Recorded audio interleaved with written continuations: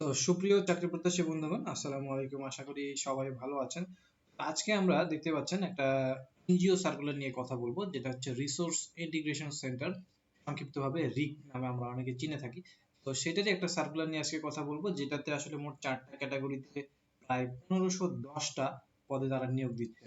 তো এইখানে আপনি ইন্টারমিডিয়েট এবং হচ্ছে অনার্স পাশ করে আবেদন করতে পারবেন। তো কি কি বিষয় এখানে আসলে সার্কুলার থাকছে, এই বিষয়গুলো নিয়ে আমরা আলোচনা করব। এখানে আপনি ছেলে মেয়ে উভয় বাংলাদেশের যে কোনো প্রান্ত থেকে আবেদন করতে পারবেন, ঠিক আছে? তো এই বিস্তারিত বিষয়গুলো নিয়ে, এটা আসলে ডেডলাইন কবে থাকছে, কি কি যোগ্যতা প্রয়োজন এবং কি কি কাগজপত্র এবং কি কি অভিজ্ঞতার প্রয়োজন, তো সকল বিষয়গুলো নিয়ে আমরা আসলে মূলত আলোচনা করব। তো অবশ্যই ভিডিওটা শেষ পর্যন্ত দেখতে হবে এই জন্য। এবং সেই সাথে আপনাকে আমি রিকোয়েস্ট করবো, আপনি চ্যানেলে নতুন হয়ে থাকলে অবশ্যই আমাদের ইউটিউব চ্যানেলটা একটু সাবস্ক্রাইব করবেন, যাতে নতুন কোনো ভিডিও আপলোড হলে আপনি তাড়াতাড়ি সেই ভিডিওটা দেখতে পারেন। এবং এখানে দেখবেন আরো অনেক সার্কুলার গুলো আছে, এগুলো আপনি চাইলে দেখে নিতে পারেন, সেই অনুযায়ী আবেদনও করে ফেলতে পারেন, ঠিক আছে? তো এখন এগুলোর সময়সীমা আছে। এবং অবশ্যই একটা বেল আইকন যেটা আছে সেটাতে একটা প্রেস করে রাখবেন, যাতে অ্যাজ এ নোটিফিকেশন হিসেবে আপনি আপডেটটা পেয়ে যান। তো দেরি না করে আমরা জন্য শুরু করি। সেটা হচ্ছে, দেখুন এখানে যেটা দিয়েছে তারা জরুরি নিয়োগ বিজ্ঞপ্তি হিসেবে তারা প্রকাশ করেছে বলতে। তো এইখানে আমরা একটু দেখি 4টা ক্যাটাগরির মূলত কি কি পদ রয়েছে, ঠিক আছে? এখানে প্রথমে যেটা আছে যে জোনাল ম্যানেজার, পদ সংখ্যা হচ্ছে 10টা। এখানে ন্যূনতম আপনাকে অনার্স পাস হইতে হবে। তবে এখানে আপনার মূল বেতনে যেটা বলতেছে যে আপনি পাবেন 32,500 টাকা নিয়মিতকরণের আগে এবং নিয়মিতকরণের পরে। আপনার যেটা বলতেছে যে এই বেতনটা যেটা হবে আপনার সর্বসাকুল্যে হয়তো নিয়মিতকরণের আগে আপনি পাবেন, এবং নিয়মিতকরণের পরে আপনি এইটা পাবেন, এই বেতনটা পাবেন। তবে এইখানে দেখুন অভিজ্ঞতা যেটা বলতেছে যে ঋণ কার্যক্রমে জোন ব্যবস্থাপনা পর্যায়ে কমপক্ষে 2 বছরের বাস্তব অভিজ্ঞতা থাকতে হবে, এবং এমএস অফিস পরিচালনায় অবশ্যই দক্ষতা থাকতে হবে। আবেদনকারীর বয়সসীমা সর্বোচ্চ হচ্ছে 45 বছর। তারপরটা হচ্ছে ঋণ কর্মকর্তা, পদসংখ্যা হচ্ছে 500 জন। এখানে মূল বেতন থাকতেছে আপনার 14,900। এখানে আপনি নিয়মিতকরণের আগে আর কি, মনে করেন যে আপনাকে প্রবেশন পিরিয়ড যেটাকে আমরা চিনি আর কি, তো সেইটার আগে আপনি যেটা পাবেন 34,800 থেকে 36,000 সামথিং। এবং পার্মানেন্ট হয়ে গেলে তখন আপনি এই বেতনটা পাবেন। এটাতে আপনি ন্যূনতম স্নাতক পাশ আপনার থাকতে হবে, মানে অনার্স পাস করলে আপনি আবেদন করতে পারবেন। এটাতে 2 বছরের ঊর্ধ্বে কাজ করার বাস্তব অভিজ্ঞতা সহ যে কোনো ঋণ কার্যক্রম সংশ্লিষ্ট সংস্থায় কর্মরত থাকতে হবে। আবেদনকারীর বয়সসীমা সর্বোচ্চ এখানে হচ্ছে 35 বছর। অভিজ্ঞ প্রার্থীদের ক্ষেত্রে শিক্ষাগত যোগ্যতা এবং বয়সসীমা বিবেচনাধীন। আপনার যদি এক্সপেরিয়েন্স থাকে, আপনি 35 বছরের যদি বেশিও হয়ে থাকেন, আপনি আবেদন করতে পারবেন, কোনো সমস্যা নেই। তারপরে দেখুন জুনিয়র ঋণ কর্মকর্তা, পদসংখ্যা হচ্ছে 500 জন। এখানে মূল বেতন হচ্ছে 11,500। এবং এখানে আপনার এলাকা ভেদে বা কর্মস্থল অনুযায়ী আর কি, ঠিক আছে, 29,500 থেকে 30,000 সামথিং আর কি নিয়মিতকরণের আগে, এবং পরে হচ্ছে এই বেতনটা থাকবে। এখানে আপনি এসএসসি পাশে আবেদন, এইচএসসি দুঃখিত, এখানে আপনি ইন্টারমিডিয়েট পাশে আবেদন করতে পারবেন। ঋণ কার্যক্রমে মাঠ পর্যায়ে কাজ করার কমপক্ষে 1 বছরের বাস্তব অভিজ্ঞতা সহ সংশ্লিষ্ট সংস্থায় মানে কর্মরত থাকতে হবে আর কি। আবেদনকারীর বয়সসীমা সর্বোচ্চ 32, অভিজ্ঞ প্রার্থীদেরকে বয়সসীমা তারা শিথিলযোগ্য করবে বলছে। তো প্রশিক্ষণার্থী জুনিয়র ঋণ কর্মকর্তা, পদসংখ্যা 500 জন। প্রশিক্ষণের মেয়াদ হচ্ছে 3 মাস। প্রশিক্ষণের সময় 5,750 টাকা ভাতা প্রদান করা হবে, এবং প্রশিক্ষণ ও কর্মমূল্যায়নের পর সফলভাবে উত্তীর্ণদের নিয়োগ পরবর্তী এলাকায় ভেদে নিম্নোক্ত বেতন ধার্য করা হবে। তো আপনার এই এলাকা ভিত্তিক বিষয় আর কি তারা বেতন ধার্য করবে। তবে মূল বেতন যেটা হবে সেটা হচ্ছে 11,500, এবং 1 বছর পর্যন্ত মোট বেতন এটা থাকতেছে। এবং 29,500 হতে 30,000 হতে যেটা 30,650, মূল বেতন হচ্ছে আপনার 11,500, এবং 1 বছর পর্যন্ত মোট বেতন আপনার থাকবে হচ্ছে এইটুকু, ঠিক আছে? এবং 1 বছর পর আপনার এই 31,000 সামথিং থেকে 32,000 সামথিং হবে আর কি। তো এখানে আপনি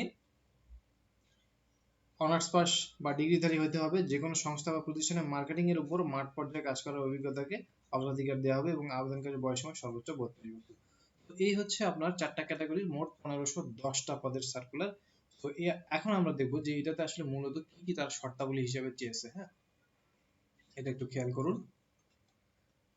ক্রমিক নম্বর 4 ব্যতীত উল্লেখিত সকল পদের জন্য ক্ষুদ্র ঋণ কার্যক্রমে চাকরিরত থাকতে হবে।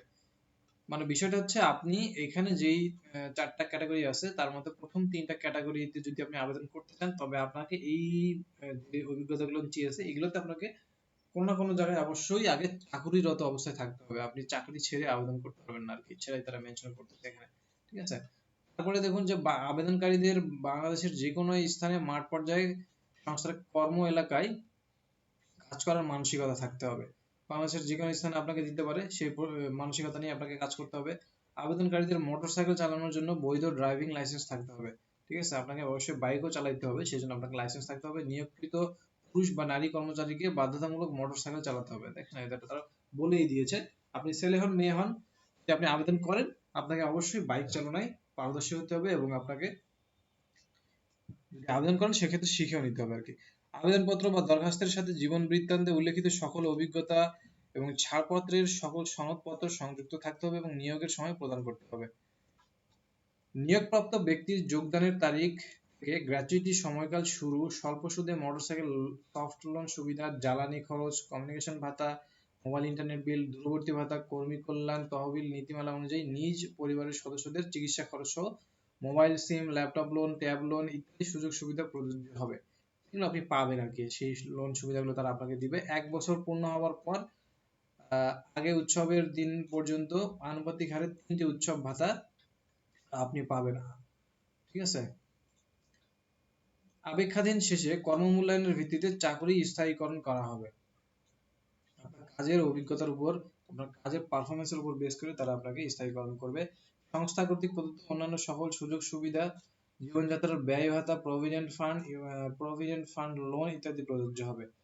শুধুমাত্র আগ্রহী যোগ্য প্রার্থীদেরকে আগামী 18/8/2026 তারিখের মধ্যে, এটা আপনার পরিচালক রিসোর্স ইন্টিগ্রেশন সেন্টার বরাবর দরখাস্ত যোগাযোগের জন্য সক্রিয় মোবাইল নাম্বার সম্পূর্ণ জীবন বৃত্তান্ত সহ সকল শিক্ষাগত যোগ্যতা, চাকরির অভিজ্ঞতা, সনদ সত্যায়িত ফটোকপি, জাতীয় পরিচয়পত্র ফটোকপি, ড্রাইভিং লাইসেন্সের ফটোকপি, সদ্য তোলা 1 কপি পাসপোর্ট সাইজের রেফারেন্স হিসেবে নিজ এলাকার গণ্যমান্য ব্যক্তি বা বর্তমান চাকরিরত সংস্থার একজন ঊর্ধ্বতন কর্মকর্তার নাম, ঠিকানা, মোবাইল নাম্বার সংযুক্ত করতে হবে। মানে 18 তারিখের মধ্যে আপনি আবেদন যদি করতে চান, 18 তারিখের মধ্যে আপনাকে আবেদন করতে হবে, এবং সেই সাথে এই সকল বিষয়গুলো আপনাকে অবশ্যই খেয়াল রাখতে হবে যেগুলো তারা মেনশন করেছে। হ্যাঁ, এগুলো আপনাকে অবশ্যই অ্যাড করতে হবে। তো এবং এটা আপনি পাঠাবেন কিভাবে সেটা একটু দেখেন। নিম্নোক্ত ঠিকানায় আপনাকে পাঠাইতে মানে বলতেছে যে মানব সম্পদ ব্যবস্থাপনা উন্নয়ন ও প্রশাসনিক বিভাগ, রিসোর্স ইন্টিগ্রেশন সেন্টার রিগ, বাড়ি নম্বর 88/A, সড়ক নম্বর 7/A, ধানমন্ডি A/A, ঢাকা 1209। এই ঠিকানায় প্রেরণ করার জন্য অনুরোধ করা হচ্ছে। জীবন বৃত্তান্তে ক্ষুদ্র ঋণ কর্মসূচিতে অভিজ্ঞতার বিস্তারিত তথ্য থাকতে হবে। মানে আপনাকে জীবন বৃত্তান্তে বিস্তারিত যে আপনার কাজের এক্সপিরিয়েন্স, যে সবগুলো বিস্তারিত আপনার তথ্য থাকতে হবে আর কি। নিয়োগ বিজ্ঞপ্তির সংস্থার ওয়েবসাইট হচ্ছে এই যে এইটা, এখানে গেলে আপনি সকল ইনফরমেশন পাবেন। আমি যে সার্কুলারটা নিয়ে কথা বলতেছি আপনি এই সার্কুলারটাও সেখানে পেয়ে যাবেন আর কি। তবে এখানে দেখেন যে খামের উপর অবশ্যই পদের নাম উল্লেখ করতে হবে। বিশেষ দ্রষ্টব্য, নিয়োগ প্রক্রিয়ায় কোনো প্রকার আর্থিক লেনদেনের সুযোগ নেই, সেক্ষেত্রে বিকাশ, রকেট, নগদ বা মোবাইল ব্যাংকিং যে মানে সুবিধাগুলো আছে, অন্যান্য কোনো মাধ্যমে কারোর সাথে আর্থিক লেনদেন না করার জন্য চাকরি প্রার্থীকে পরামর্শ দেওয়া হলো।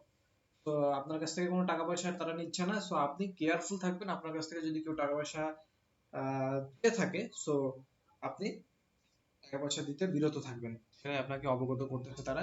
আপনি এই ঠিকানায় আর কি পুরো ইনফরমেশন বা ডাক মানে যোগাযোগের মাধ্যমে ঠিকানাগুলো পাঠিয়ে দিবেন, আপনার জীবন বৃত্তান্ত সহ যা কিছু কাগজপত্র আছে সবকিছু পাঠিয়ে দিবেন যদি আপনি আবেদনটা করতে চান।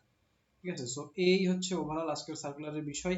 আপনি যদি ইন্টারেস্টেড থাকেন নির্দিষ্ট সময়ের মধ্যে আপনি আবেদনটা করে ফেলবেন, এবং যেহেতু ডাক বিভাগের মাধ্যমে আপনাকে আবেদনটা করতে বলছে, সো সময় থাকতেই করে ফেলবেন যাতে নির্দিষ্ট সময়ের মধ্যেই মানে জিনিসগুলো তাদের কাছে ডকুমেন্টস গুলো পৌঁছায় যায় আর কি। ঠিক আছে, তো আপনার যদি ভিডিওটি ভালো লাগে অবশ্যই একটা লাইক দিবেন, সাবস্ক্রাইব করবেন, এবং অবশ্যই আপনার সাথে কথা হবে পরবর্তী কোনো সার্কুলারে। ততদিন সবাই ভালো থাকবেন, আল্লাহ হাফেজ।